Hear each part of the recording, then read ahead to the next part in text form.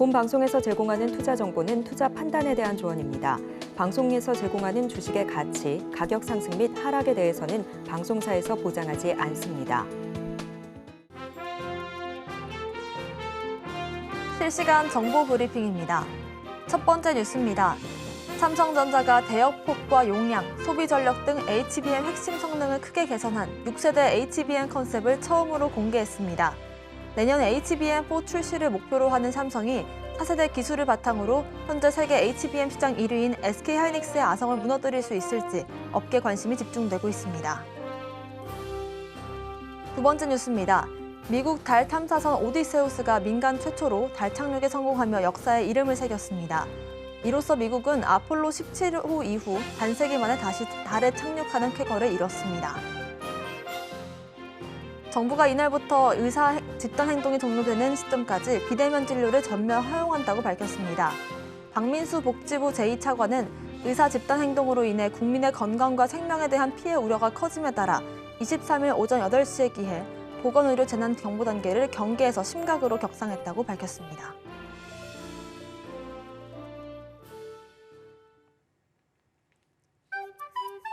틈새에서 기회를 만들 수 있는 투자시장, 위기를 기회로 아는 만큼 보인다. 주식을 제대로 배워볼 수 있는 13시 투자스쿨 장학생 문다현입니다. 저희 13시 투자스쿨에서는요, 김선규 1타 강사님만의 전략적인 노하우를 통해서 투자에 대해서 A부터 Z까지 배워볼 수 있으니까요, 끝까지 함께해 주시길 바라겠습니다. 저희 방송 실시간 소통 참여가 가능하십니다. 유튜브에 서울경제TV를 검색하시고 채팅창 통해서 소통 가능하시고요. 24시간 함께 하실 수 있는 방법도 있습니다. 아래 보이시는 QR코드 스캔만 하시면 바로 초록밴드 통해서 함께 하실 수 있고요. 들어오시는 QR코드는 저희가 방송 중에만 띄워드리고 있으니까요. 방송 중에 입장하시면 좋을 것 같습니다. 들어오시는 100분께 저희가 선착순으로 제공해드리고 있는 리포트도 있습니다. 김성규 전문가님께서 직접 1분기 유망한 섹터 4가지를 선정해주셨고요. 관련된 테마 리포트도 받아보실 수 있고 저희가 매일같이 무료 공개 방송도 진행을 하고 있습니다. 장 전 오전 8시에 오늘의 장 대응 전략은 어떻게 세워보면 좋을지도 얘기 나눠보고 있으니까요. 초록밴드 통해서 확인해보시길 바라겠습니다. 저희 간판 얼굴이시죠? 김성규 전문가님 바로 인사드려볼게요. 전문가님 안녕하세요. 안녕하세요. 안전하고 확실한 투자의 김성규입니다. 네, 지금 현재 미국은 증시가 끌어올랐는데 우리나라는 생각보다 안 끌어올라서 많이 당황하시는 분들도 있고 또 생각보다 힘들어하시는 분들도 있을 겁니다. 그렇지만 실망하지 마시고 13시 투자스쿨과 함께 여러분들이 이 장을 끝까지 챙겨보실 것을 기원 드리겠습니다. 궁금한 게 있으면 8시에 그리고 포커스온에서 제가 또 여러 가지를 이야기해드리고 있으니까 거기서도 여러분들을 뵙도록 하겠습니다. 알고 싶다 포커스온, 궁금하면 초록밴드. 네, 말씀해주신 것처럼 어제 미국 증시가 너무 좋아서 우리나라 증시도 그 훈풍을 이어받지 않을까라는 기대감이 있었는데 실시간으로 지금 코스닥이 갑자기 좀 급락을 하는 모습이 나와주고 있거든요. 국내 시장부터 짚어주시죠.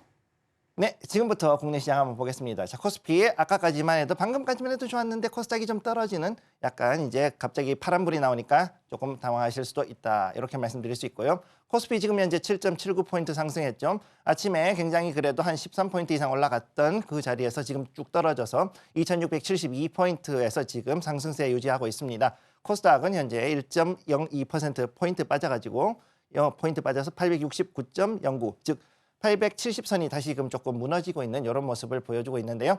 자, 그러면 코스피의 지금 수급을 보겠습니다. 오늘의 수급 코스피는 지금 현재 양 매수가 들어왔는데 기관은 굉장히 약한 모습으로 들어오고 있습니다. 장 초반만 해도 기관이 어느 정도 받쳐줬는데 다시금 매도세로 지금 들어가고 있네요. 자, 개인은 836억 원 매도, 그다음 기관은 88억 원 매수, 그리고 외국인 688억 원 매수가 들어가 있습니다. 자, 그러면은 지금부터 코스피의 시총 상위 종목을 보면은 삼성전자 현재 0.14%, SK하이닉스 2.94% 이렇게 올라가서 현재 HBM 메모리에서 선두주자인 SK하이닉스의 주가가 훨씬 더 많이 올라가는 걸 볼 수가 있죠. 그럼에도 불구하고 지금 현재 외국인 같은 경우는 삼성전자를 굉장히 많이 담는 모습을 지금 보여주고 있다. 이게 좀 특이점이라고 볼 수가 있겠고, 그 다음에 LG에너지솔루션 0.86% 빠졌습니다. 현재 2차 전지 분야는 전체적으로 다 빠져 있고 일부 초전도체 관련된 테마를 제외하고는 그렇게 강한 상승세를 보이지 못하고 있죠. 삼성바이오로직스 0.85%. 자, 그래서 현재 그 코스피 쪽에 있는 제약바이오 쪽은 생각보다 강하지는 못합니다. 하지만 제약 쪽으로는 그래도 여전히 자금이 들어오는 모습을 보여주고 있고요. 그러면 지금부터 코스닥을 한번 보겠습니다. 수급 상황. 코스닥의 수급 상황은 현재 양매도로 옛날부터 갑자기 전환돼 있었습니다. 장 초반부터 계속 이렇게 가 있었는데 개인은 2,929억 원 매수를 한 반면 기관 997억 원 매도, 외국인은 2,451억 원 현재 매도하고 있는 모습을 보여주고 있습니다. 자, 그러면은 상위 종목, 코스닥의 시가 상위 종목을 한번 보시면은 자, 에코프로 BM 0.6% 마이너스, 생각보다는 많이 안 빠졌죠. 그리고 에코프로는 보합권, 즉 2차 전지 중에서 양극재 관련 종목들은 현재 자리가 그래도 어떻게든 사수를 하려는 자리다, 이렇게 보시면 되겠고, HLB가 1.28% 상승했습니다. 자, 아까 12시까지만 하더라도 조금 HLB 그룹 전체가 조금 빠져 있었는데 약간 자금이 들어온 모습 보여주고 있고, 알테오젠 지금 현재 머크와의 계약을 하고 나가지고 굉장히 강세를 보이고 있죠. 그래서 23.24% 강세를 보이면서 상승하는 모습. 특히 이제 제약 쪽으로 해가지고서 여러 가지 그 재료들이 터지면서 제약 바이오에 자금이 몰리는 것을 볼 수가 있겠고요. 마지막으로 엔캠 지금 7.34% 빠졌습니다. 자, 그렇기 때문에 이제는 엔캠이 35만 원대까지는 가지 못하고 이제 빠지기 시작했다 그러면은 지금부터는 약간은 좀 조심하셔야 될 단계에 왔다, 이렇게 보시면 되겠습니다. 네, 일단 국내 증시 같은 경우에는 지금 현재 보합권에서 혼조 흐름 보여주고 있는데 그래도 지금 자리를 잘 지켜보려는 움직임들 계속해서 확인되고 있습니다. 수급적인 부분들도 계속 들어오는지 체크를 해볼 거고요. 미국 시황과 함께 중국 시황을 볼 텐데 미국과 중국 둘 다 좀 잘 가고 있잖아요. 그중에서도 좀 엔비디아 얘기를 빼놓을 수가 없을 것 같습니다. 오늘 디테일하게 짚어주신다고요? 네, 그러면은 지금부터 우선 오늘 미국장, 중국장 먼저 한번 보고 얘기하죠. 미국장은 한마디로 엔비디아 하나 가지고 증시를 다 살렸다. 엔비디아가 결국은 반도체 섹터를 살리고 반도체가 그다음에 기술 섹터를 다 땡겨 올려서 굉장히 크게 상승했습니다. 특히나 나스닥이 2.96% 상승했죠. 나스닥이 그만큼 올랐어요. 나다기가 이만큼 올랐으니까 그러면 더 갈 수 있겠느냐 하고 있는데 이거는 조금 이따 말씀을 드리도록 하고, 중국은 현재 계속되는 경기 부양책의 이야기가 나오면서 다시금 4일 연속으로 해서 이제 순절이 끝나고 난 다음에 계속해서 올라가는 모습을 보여주고 있습니다. 자, 그러면은 방금 말씀하셨던 거 다현 앵커님이 말씀하신 대로 엔비디아가 어떻게 될지 한번 보죠. 자, 이거는 블룸버그에서 나온 자료입니다. 엔비디아 blowout profit figures makes stock valuation cheaper. 자, 이거 되게 중요한 얘기죠. 자, 이로 인해 가지고서 자, 여기에 나오는 거 까만색은 퍼입니다. PR. 이거는 퍼를 얘기하는 거고, 그 다음에 빨간 건 주가예요. 자, 여기서 중요한 거. 자, 여기서 보면은 퍼가 지금까지 올라갔다가 자, 쭉 떨어졌죠. 자, 보통 일반적으로 퍼가 떨어지면 어떻게 됩니까? 일반적으로 퍼가 떨어졌다 그러면 이제는 조금 올라가기는 힘들어졌으니까는 여기서 약간 주가는 더 빠져야 되지 않을까, 그렇게 보시는 분들도 있는데 여기에서 크로스가 났죠. 2분기. 작년 2분기 여기에 8월 이때부터 해가지고서는 여기에서 자, 크로스가 났습니다. 데드 크로스가 나고 여기서는 퍼는 계속 떨어지고 있죠. 퍼가 떨어지고 있으면은 보통 일반적으로 주가가 한번 조정을 받고 올라가야 되는데 여기서 주가 조정은 고사하고 오히려 이만큼 올라갔다가 지금 약간 떨어졌다 다시금 이만큼 올라간 모습을 보여주고 있죠. 자, 그럼 이게 무슨 뜻이냐? 이거는 옛날에 미국에서 테슬라가 보여줬던 거 똑같습니다. 테슬라. 자, 테슬라가 천슬라가 되는 과정이 어떻게 됐었느냐? 테슬라도 원래는 처음에 고 PBR을 갔다가 저 PBR로 이렇게 변경이 되는 그 순간이 왔었죠. 그런데 그 당시 어떻게 됐었느냐? 자, 전기차에 대한 기대감 때문에 여기에서 개인들이 몰리기 시작했습니다. 개인이 몰리면서 이렇게 쭉 올라가기 시작했죠.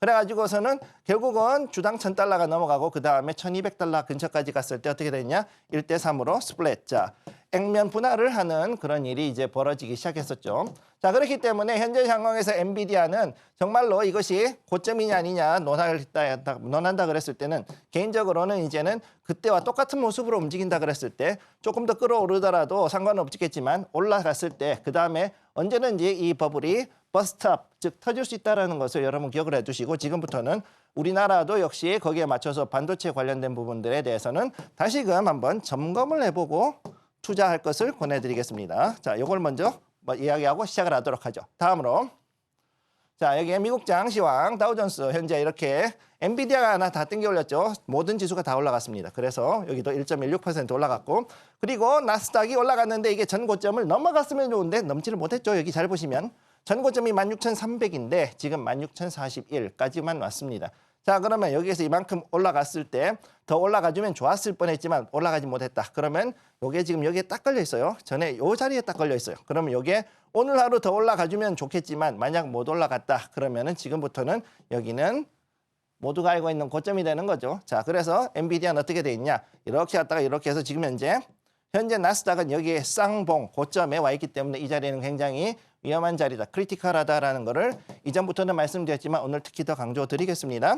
자, S&P 500 현재 올라가서 5,057. 자, 5,100선 근처까지 올라갔죠. 골드만의 올해 목표는 5,100이었는데 자, S&P가 이제 5,200까지 갈 수 있다. 이렇게 지금 얘기를 했습니다. 자, 이렇게 했을 때 여기에서도 얘들은 골드만은 분명히 포지션을 조금 더 변경했을 확률이 있다는 거 기억해 두시고 다음 세 번째 필라델피아 반도체 지수가 지금 거의 5%대 갭 상승 4.97% 상승했기 때문에 이로 인해서 상당히 좀 어려울 수 있다. 기억해 두시고요.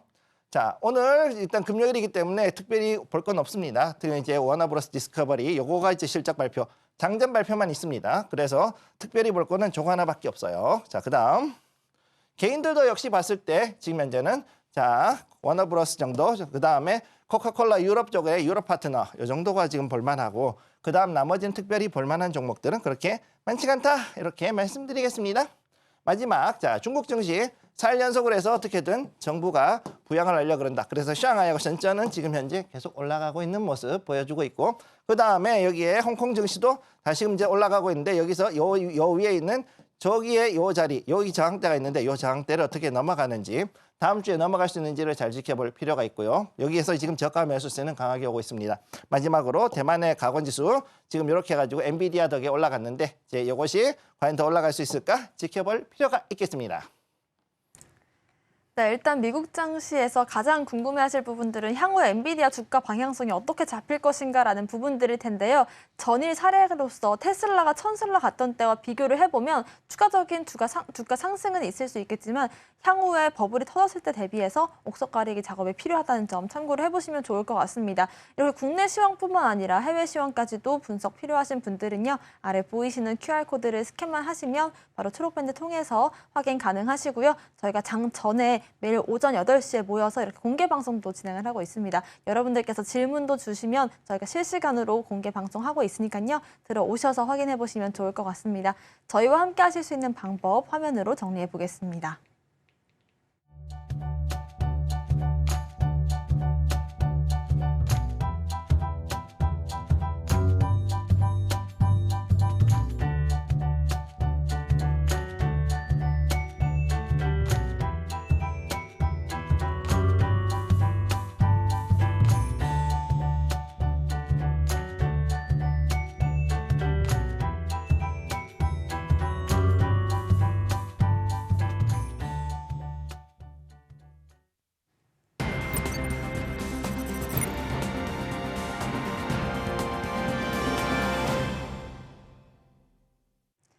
네, 13시 투자스쿨 1교시는 무엇이든 알려주교 시간입니다. 여러분들께서 궁금해하실 무엇이든 알려드리는 시간이고요. 실시간으로 질문도 받고 있습니다. 아래 보이시는 방법처럼 유튜브에 서울경제TV를 검색하셔서 채팅창 통해서 질문 남겨주셔도 좋고요. 아래 보이시는 QR코드 스캔하시고 초록밴드 통해서도 질문 받고 있습니다. 전문가님, 저희가 1교시에는 전문가님만의 투자 비법들을 배워보는 시간인데요. 오늘은 어떤 내용 전해주실까요? 금요일이죠? 금요일은 뭐냐? 내 맘대로. 네. 자, 내 맘대로 알려주기 들어갑니다. 자, 보시죠. 자, 그래서 오늘은 여기에 나오는 것들 빼고 자, 첫 번째 오늘은 심리라든가 여러 가지 기본적인 내용을 먼저 말씀을 드리도록 할게요. 첫 번째, 투자금은 빌려서 하는 게 아니다. 자, 이거 찌르시는 분들 많을 거예요. 개인 투자자님들. 네, 빌려가지고 하는 거 절대 하면 안 되는 건데 하셔요. 뭐라 그러냐? 부모님이나 아니면은 친구들 아니면은 동생이나 아니면 형들이나 이런 누나들한테 가서 이번에 내가 하면 대박을 낼 수 있어. 그러니까 저 돈만 빌려주면 내가 확실하게 갚을게라고 하고서 돈 빌려서 하시는 분들이 있어요.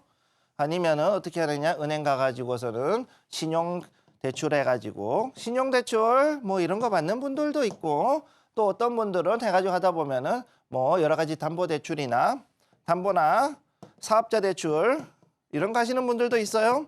그다음 또 누가 있느냐? 또 그다음에 더 무서운 거 어떤 게 있느냐? 이제 하는데 다른 사람들 전세금인데 받아가지고 이걸로 하시는 분들 받아가지고 투자하다가 날라가가지고 2년 뒤에 전세금 달라 그럴 때 난리가 나시는 분들도 있었고 그야말로 별의별 일이 다 있습니다. 그 다음에 또 뭐가 있느냐? 자식들 결혼할 때 결혼자금인데 그거 가지고 했다가 결혼자금 다 날라가고 그래가지고 이것 때문에 우시는 분들도 제가 보고 참 여러 가지 경우를 많이 봤습니다. 네, 그러다 보니 투자금이란 것이 첫째로 빌려서 하는 게 아니라는 거를 여러분들이 기억을 하셔야 된다는 거죠. 굉장히 어려운 얘기입니다. 그런데 이게 투자라는 것은요, 결국은 뭐냐면은 내 땀이 들어가지 않고는 할 수가 없는 거예요. 자, 투자금을 어떻게 만들라 그랬죠? 투자금은 뭐로 만든다? 첫째, 내가 만드는 거 적금만 아니면은 적금을 가지고 하든지 아니면 어떻게든 모아가지고 하는 여러 가지 수익금, 내가 노력해서 버는 돈, 노력해서 번 돈으로 추가 노력을 해서 이 투자금을 만들기 위해서 노력한 이 투자의 노력을 가지고서 투자금을 만들어야지 이게 가능한 것이지, 그게 아닌 상태에서 투자를 하셨을 때는 이 자금은 여러분들께 우선은 두 가지에서 문제를 줍니다. 첫 번째 뭐냐? 바로 빌렸기 때문에 갚아야 한다는 부담이 있죠. 한다. 이게 부담으로 작용을 해요. 첫째로. 두 번째, 딸 때는 모르지만은, 자, 수익이 날 때 모르지만 손실이 났어요. 어떻게 되냐? 이걸 어떻게 갚아야 되지? 자, 이 두 가지의 문제, 이게 바로 뭐냐? 여러분들의 심리를 건드리는 가장 큰 부분이 무엇이냐? 바로 다른 사람에 대한 부채감. 이것은 여러분들께 일단은 기본적으로 마이너스 요소를 깔고 시작을 하게 됩니다. 그렇기 때문에 어떻게 되느냐? 여러분들이 조급해지죠. 조급해져요. 조급해지면 안 되는 게 투자인데 여러분들이 조급해집니다. 그러면 어떻게 되느냐? 이 여기서 종목을 고를 때 단기로 가는 거 혹은 초단타, 단타나 초단타로 가요. 이쪽으로 가게 됩니다.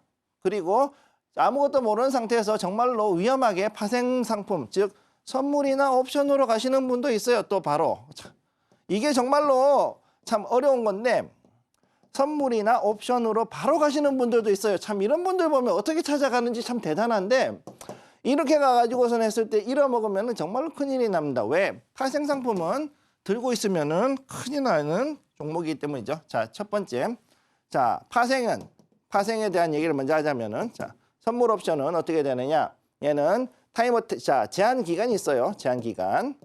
자, 자, 그래서 어떻게 되느냐? 대표 월물 같은 경우 석유 유가나 이런 것들 혹은 지수 선물 같은 경우 3개월 안에 모든 게 다 청산이 되는 그런 상품이기 때문에 그 기간 안에 만약에 주가가 올라가거나 떨어지거나 해가지고서 그거를 포지션을 맞추지 못한다. 그러면은 반대 매매가 들어가죠. 그리고 여기에 대해서 증거금이 들어간 상태에서, 자, 증거금이 들어갔어요. 증거금이 들어갔는데 얼마 이상의 손실이 났다 그럼 자동으로 로스컷이 납니다. 로스컷이 나면은 여러분이 증거금 넣었던 거는 100% 그대로 다 날아가는 그런 구조이기 때문에 이 파생을 하시는 분들은 절대 아무것도 모르는 상태에서 하시면 안 되고, 그래서 이런 것들을 정확하게 알고서 투자를 해야 된다. 즉 전문적인 어느 정도의 지식을 가지고 공부를 하고 들어가지 않는다면은 여러분들은 100점 100패일 뿐만 아니라 특히나 이런 빌려서 하는 돈 가지고 이런 걸 했을 경우에는 정말로 돌이킬 수 없는 결과가 나온다라는 것을 여러분 명심하시기 바랍니다. 우선 첫 번째 이거에 대해서 말씀을 드리고요. 두 번째, 자, 야수의 심장은 아무나 가지는 게 아니다. 자, 이거 되게 웃기는 얘기인데, 자, 야수의 심장은 아무나 가지는 게 아니에요. 이게 뭐 이거를 가지고선 저는 이걸 굉장히 싫어합니다. 이 말을 되게 싫어합니다. 야수의 심장이라는 말. 자, 이거는 뭐냐? 자, 미국에서 투자하는 거 혹은 이제 우리나라에서든 간에 투자에서는 투자는 두 가지 패턴이 있어요. 첫 번째는 뭐냐? 자, 일명 돈 있는 사람들이 하는 약간 천천히 하는, 그래서 사모펀드형. 그래서 어느 정도 기간을 주고 맡겼을 때 여기에서 배당금과 수익금을 챙기는 거. 이거를 가지고 하는 스타일이 있고, 두 번째는 뭐냐 하면은 단타를 해가지고서 들어가는, 즉 여기서 신용거래, 레버리지를 이용한 신용거래로 단기간에 확 큰 돈이 들어갔다가 나오는 단타 매매.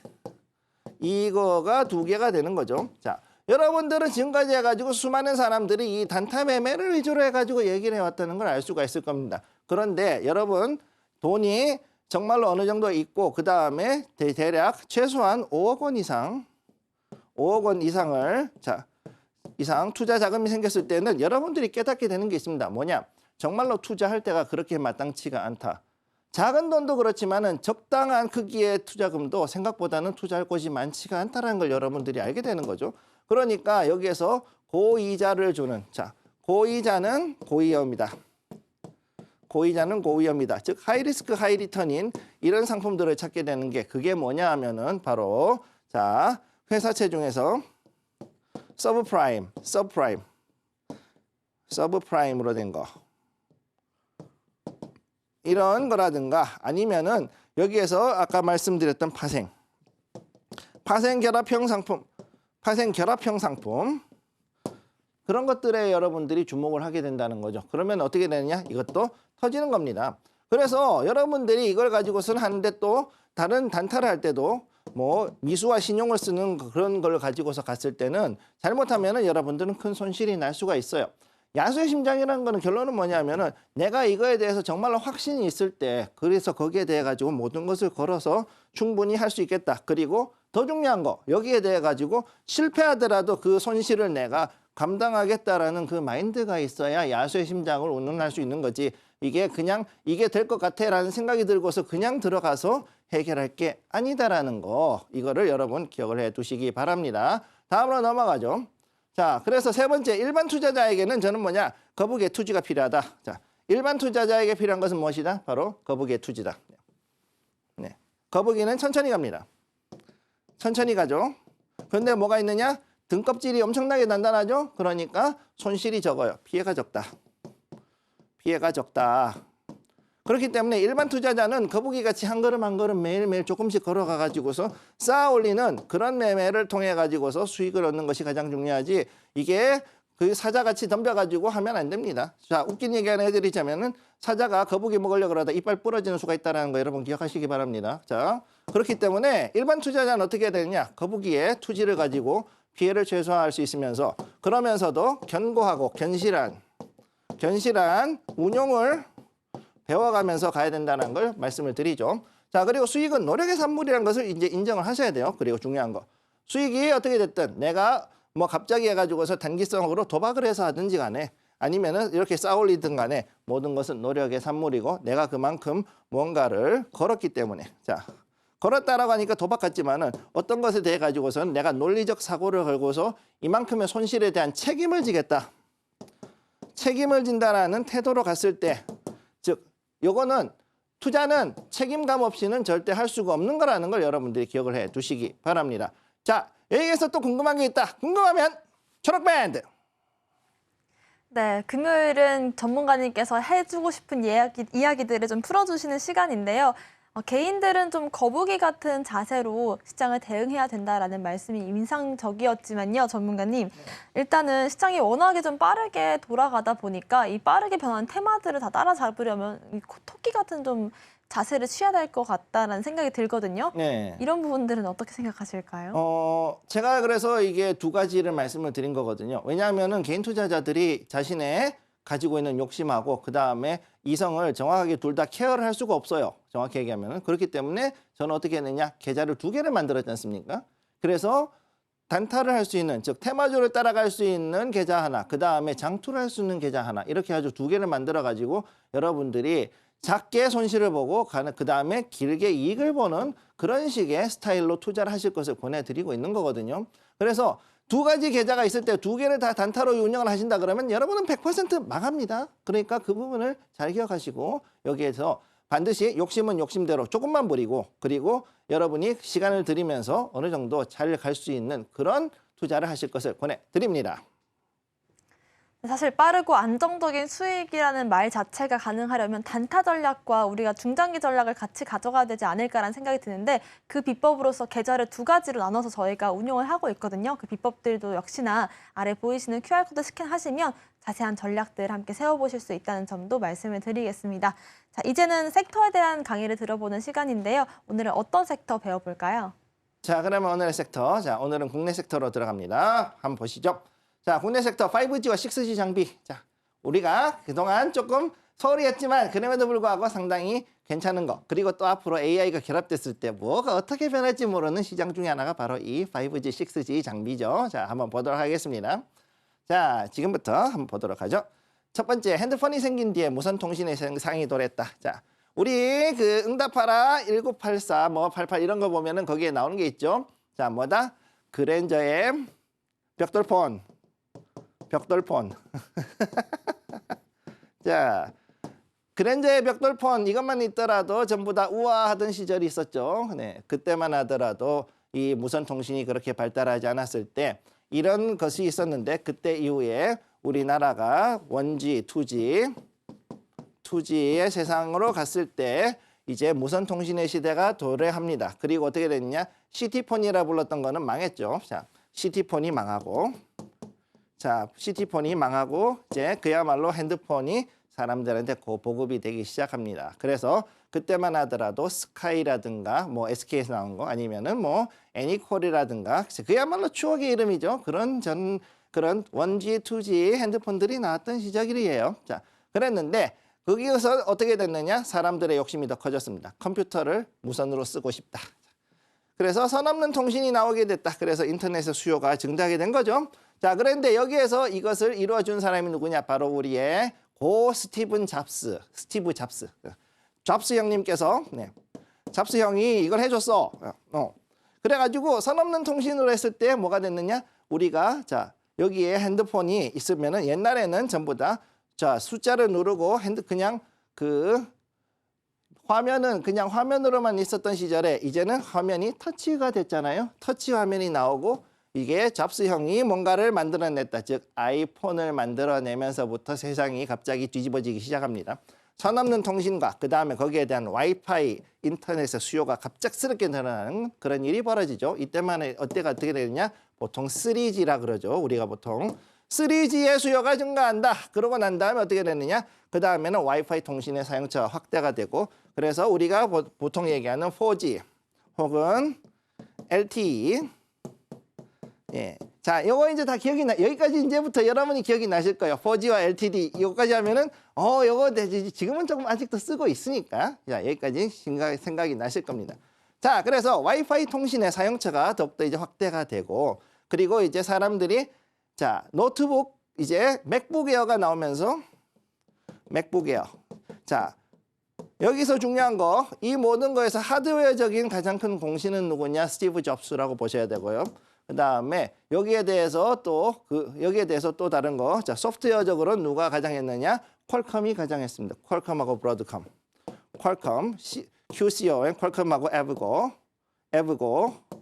자, 퀄컴하고 브로드컴 이 두 개 회사가 바로 여기에 대한 와이파이 모뎀, 즉 무선 통신 모뎀에 대해서 가장 큰 공신이죠. 그래서 이 두 개, 미국 주식에서 이 두 개 되게 중요한 회사라고 보셔야 되는 거예요. 자, 그래서 와이파이 통신 사용처가 일단은 4G, 그다음 4G에서 LTE까지 되고 난 다음에 우리의 모든 생활은 급격하게 변했습니다. 그랬고 그 다음에 어떻게 됐느냐? 더욱더 고성능을 요구하게 되죠. 이걸로 느려서 안 되겠다. 포화 상태다. 이걸로 왜? 주파수 대역이 좁아서. 자, 이거는 주파수가 좁다.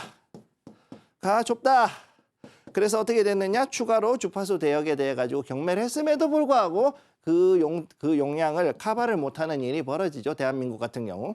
자, 그래서 이렇게 하니까 어떻게 되느냐? 5G를 개발하자 그랬는데 이걸 누가 먼저 했느냐? 상용화를 웃기게도 화웨이가 먼저 했어요. 자, 화웨이가 먼저 상용화 장비를 만들었죠. 그 뒤를 따라가지고서는 삼성전자라든가 다른 회사들이 쭉쭉 따라가게 됐는데 이래서 어떻게 됐냐? 화웨이는 사실상 어떻게 하냐? 이거 하기 힘들다라고 하고서는 건너뛰게 되는 일이 벌어집니다.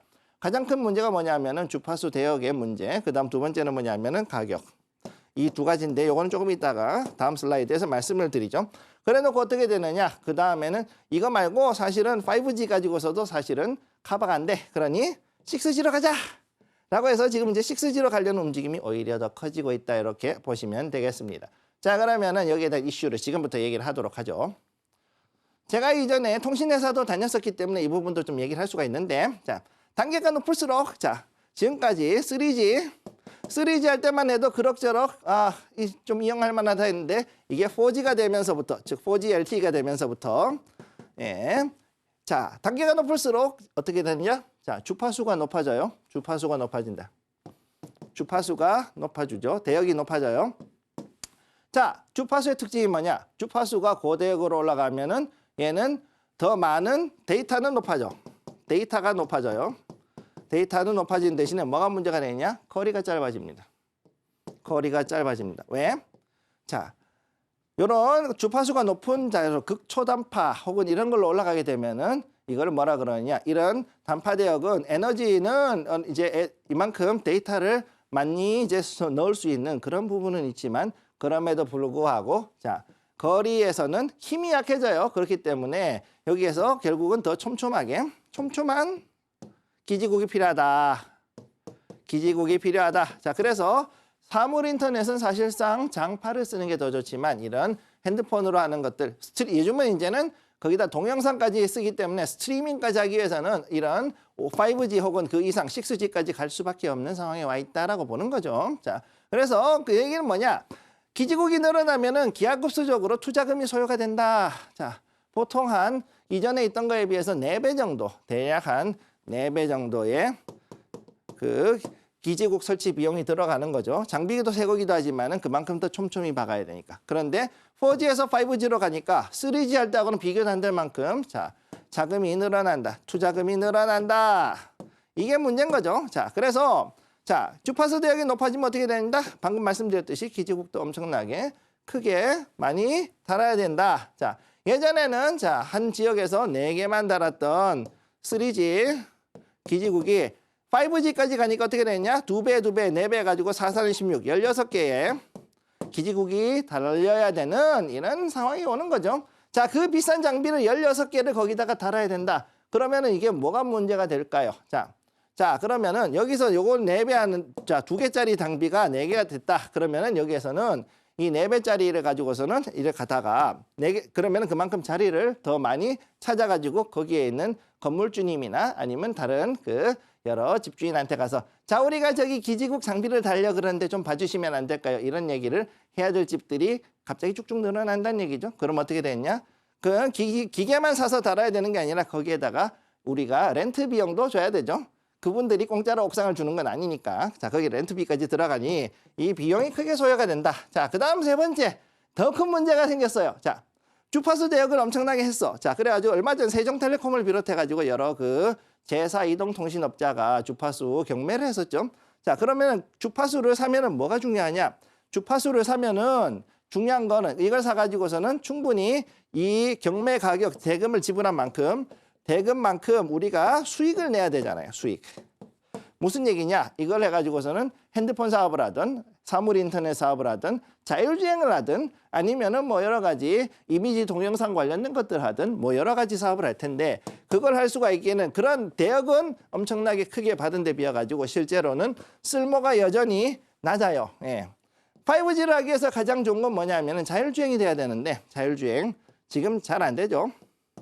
지금 잘 안 되고 있죠. 자, 그리고 더 큰 문제가 뭐냐? 자율주행 업체들의 얘기는 간단합니다. 5G 가지고 안 돼. 얘네들이 인터페이스가 너무 약해요. 이게 너무 커버하기에는 주파수 대역이 너무 좁아요. 더 큰 그리고 더 강한 대역이 필요해요. 즉 5G로 커버하기가 어렵다. 6G까지 가져야 된다라는 얘기를 지금 하기 시작합니다. 네. 특히나 누가 그랬느냐? 자, 여기에 스텔란티스하고 그 다음에 이전에 있던 그 대형 업체 중에 포르쉐하고 그 다음에 누구냐? 페라리. 얘네들이 이 자율주행을 하는 스포츠카를 만들려고 했던 적이 있어요. 그래서 우리나라에 있는 어떤 업체하고 한번 그걸 시도를 했던 적이 있었는데 특히 그 다음에 이제 파가니도 그랬죠. 그랬는데 걔들이 해보니까 이거를 도저히 자율주행을 하기에는 너무 이 대역이 좁다. 굉장히 어려운 상황이 온 거죠. 봐야 될 것들이 너무 많았던 거예요. 주변부터 해가지고.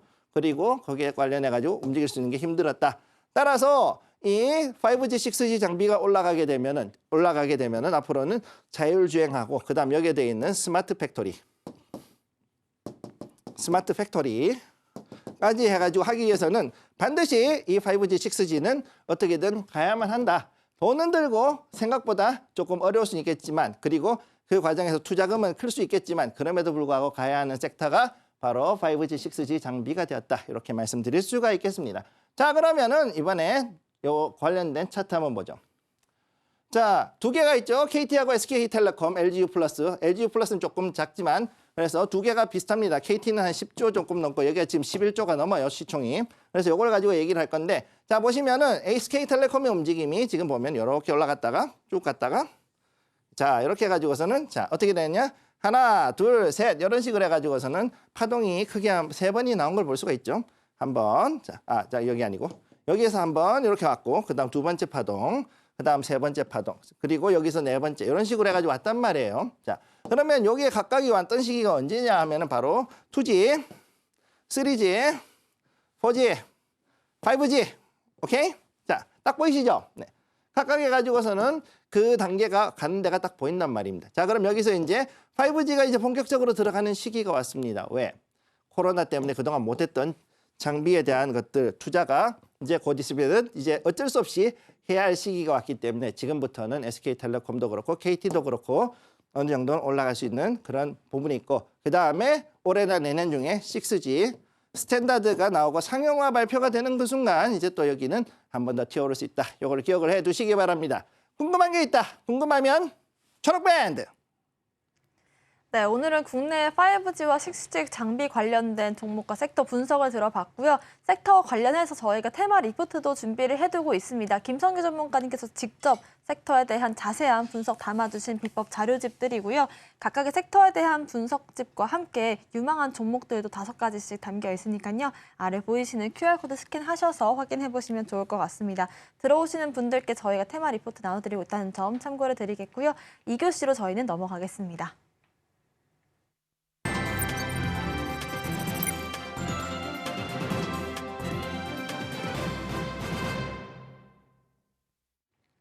네, 지금부터는 계절을 빨갛게 물들이는 시간이죠. 오늘의 히든 종목 알아보기 전에 지난 히든 종목들 수익률은 어땠는지 화면으로 정리해 보겠습니다.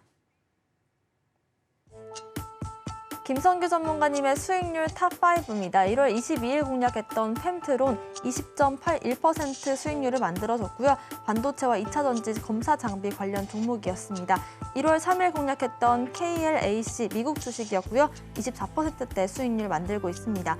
1월 30일에 공략했던 반도체 관련주 GST 26% 수익률 거뒀습니다.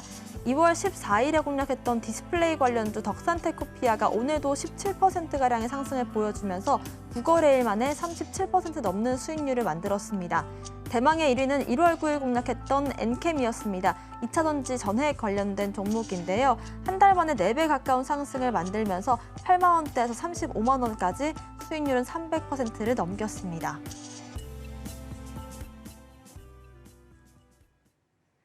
네, 이렇게 저희가 히든 종목으로 매일 한 가지 종목만 드리고 있는데요. 이렇게 한 가지 종목만 드렸던 이 종목들이 수익률이 20%에서 300% 넘는 수익률까지 만들어줬습니다. 테마에 대한 분석 자체가 기반이 됐기 때문에 이렇게 높은 수익률이 나왔다라고 항상 강조를 해드리고 있습니다. 오늘 장에서 어떤 테마들이 강세를 보여주고 있는지 전문가님 한번 체크를 해보실까요? 자, 그러면 지금부터 오늘 보도록 하죠. 오늘 투자스쿨에서는 투자장 봤을 때 첫 번째 엔비디아. 자, 엔비디아 관련주, 자, GCN이라든가 MD스테크라든가 이런 데가 갑자기 급등 들어갔죠. 자, AI 칩 총판이에요. AI 총판. 자, 물론 이제 GPU 총판이기도 하지만 총판으로 있던 회사들이 지금 강하게 올라갔던 모습 보여주고 있고, 두 번째 초전도체. 3월 4일까지는 어쩔 수 없이 계속해가지고 올라갈 거라고 보고 있습니다. 거기다가 지금 아센디오라든가 뭐 이런 다른 회사들 계속해가지고 상한가가 나오고 있어요. 자, 상한가가 나오는데 이것들이 정말로 그야말로 부글부글 끓어오는 상한가이기 때문에 정말 조심해야 되는 종목이라는 거 기억을 해두시고, 그다음에 제약바이오, 특히나 제약 부문에서 또 많이 들어왔다. 자, 알테오젠 아까 말씀드렸죠. 알테오젠도 지금 머크하고 계약을 했다. 자, 이런 거는 진짜로 정말 큰 거기 때문에 거기에서 신고가를 지금 만들었다는 거 여러분 기억해 두시고요. 어쩌면 오늘 잘하면 얘는 상한가 갈 수도 있습니다. 그다음 네 번째는 뭐냐? 역시 금융.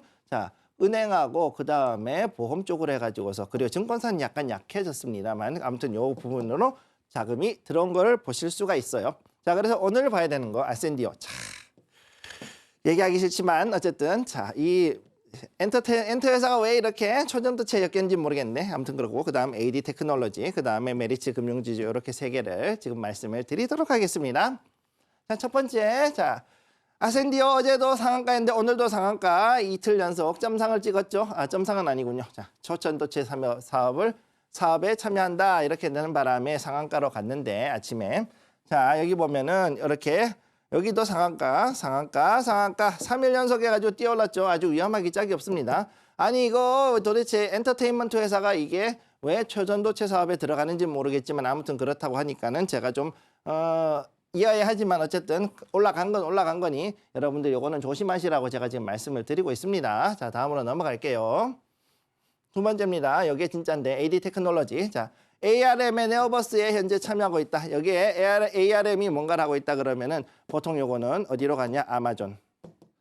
아마존하고 연결돼 있다 보시면 돼요. 그래서 아마존에서 쓰는 새로운 AI 칩을 만든다 그럴 때 요 네오버스하고 연결이 돼 있는 거 기억을 해두시고, 그다음 또 엔비디아 관련해 가지고서도 역시 수혜주가 됩니다. 여기 AI 칩 관련해 가지고서 여러 가지를 하는 그런 회사니까, 거기다 보니까 이 회사들이 지금 현재 급등을 했어요. 그래서 현재 최고점 23.81%까지 올라가고 있는 그런 종목이고, 특히 재미있는 거는 이전부터 여기 이렇게 해가지고서는 거래량이 많이 몰려 있었다는 거죠. 저기서도 그렇고 여기도 그렇고. 자, 그렇게 해서 이제 조금씩 잔잔바리로 그리고 이렇게 들어오는 이런 그 거래량을 봤을 때 앞으로도 생각보다 강하게 올라갈 수 있는 요지가 충분히 있다.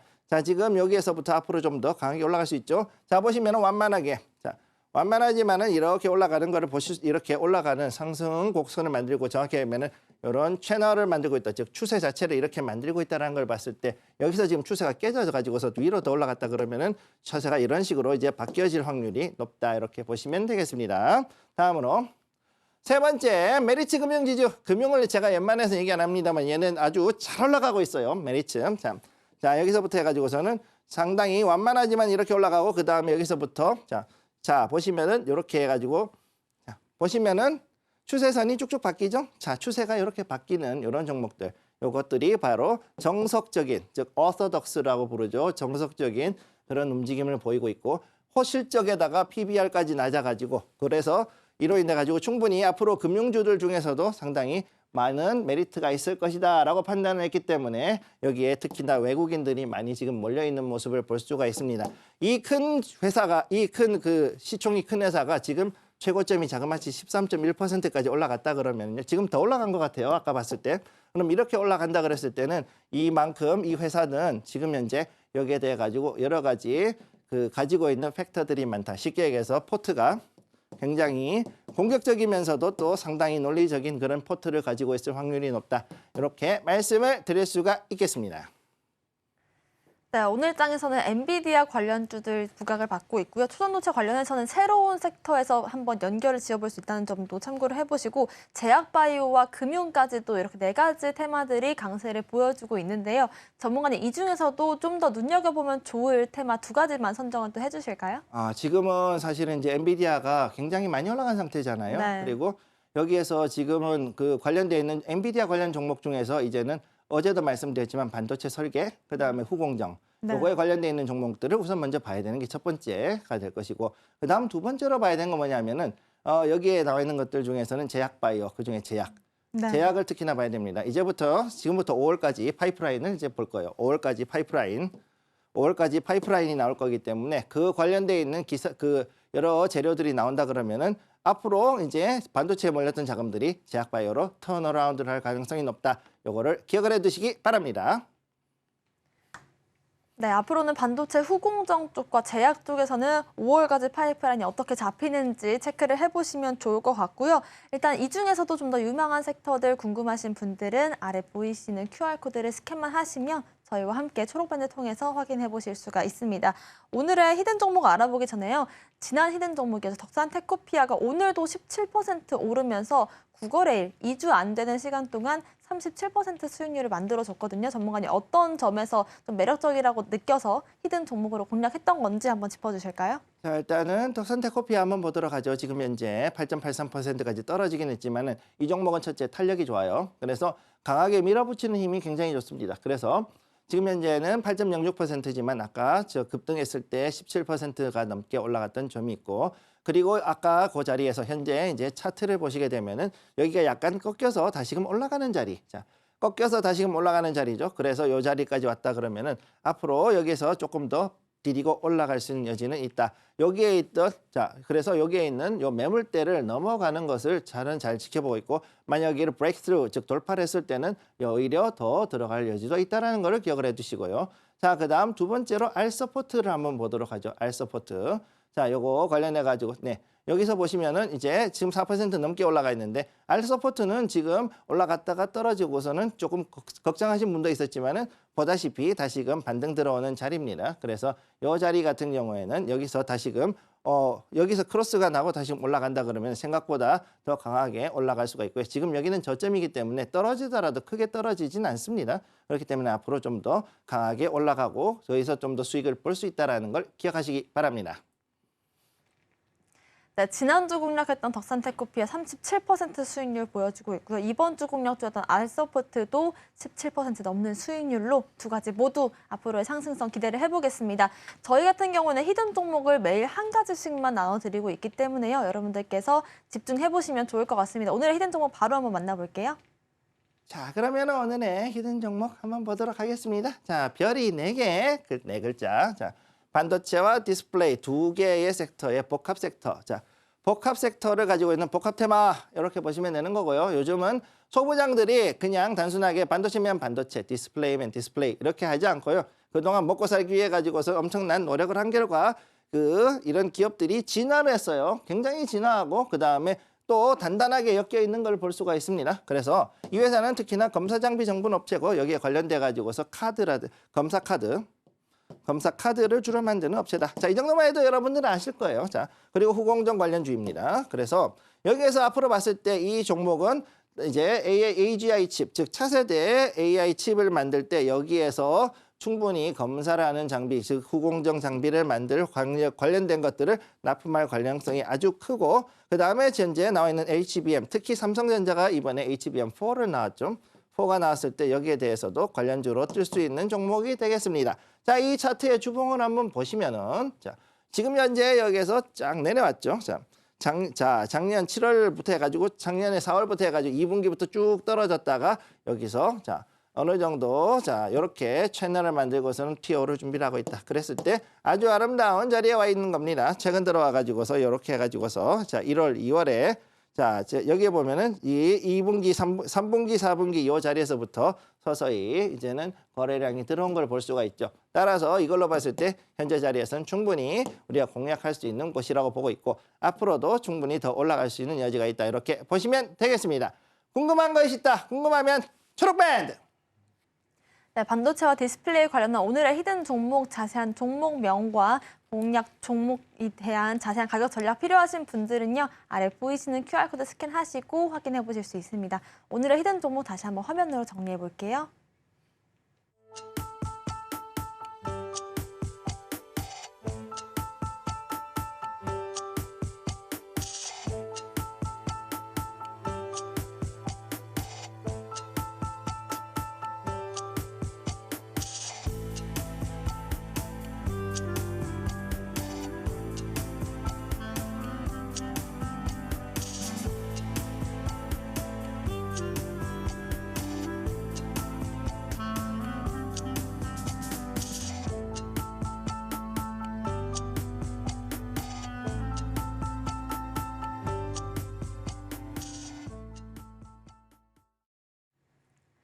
저희와 함께 하실 수 있는 방법까지 화면으로 정리를 해봤습니다. QR코드 스캔하시고 입장하시는 선착순 100분께 저희가 선물 준비하고 있습니다.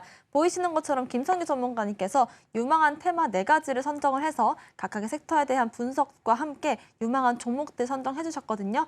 QR코드 통해서 받아가실 수 있습니다. 그리고 초록밴드 함께 해주시는 분들과 함께 매일 장 전에 작전 타임 갖고 있습니다. 공개방송 통해서 오늘 장 어떤 전략 세워보면 좋을지 무료로 한번 방송 보실 수 있으니까요. 들어오셔서 확인해 보시면 좋을 것 같습니다. 오늘 방송의 핵심 내용 화면으로 정리해 보겠습니다.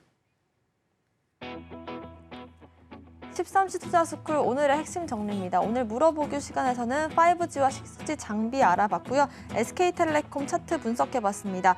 오늘 장에서는 엔비디아와 초전도체, 제약바이오와 금융주들 테마 강세를 보여주고 있고요. 저희는 제약과 반도체 후공정 주목해 보겠습니다. 오늘의 히든 종목은 반도체와 디스플레이 장비 그리고 후공정 관련된 종목입니다. 자세한 종목명과 가격 전략은 초록밴드 통해서 확인하실 수 있습니다. 저희가 방송 중에 드리는 정보는 전문가님의 조언일 뿐입니다. 참고만 하시길 바라겠고요. 서울경제TV와 서울경제신문을 사칭한 피해도 유의하시길 바라겠습니다. 오늘 저희가 준비한 소식은 여기까지입니다. 시청자 여러분 고맙습니다.